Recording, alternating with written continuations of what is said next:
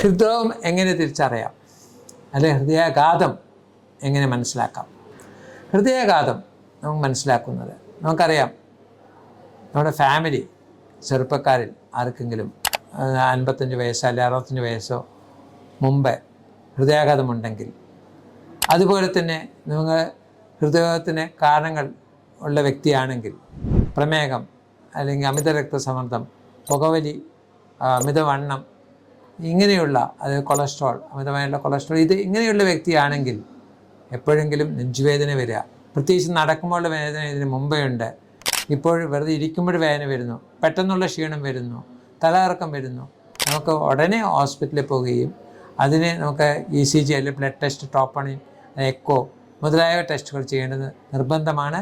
ഇങ്ങനെ മാത്രമേ നമുക്ക് ഹൃദ്രോഗമാണ് അല്ലെങ്കിൽ ഹൃദയാഘാതമാണ് ഈ വേദനയ്ക്ക് കാരണമെന്ന് മനസ്സിലാക്കാൻ പറ്റുകയുള്ളൂ.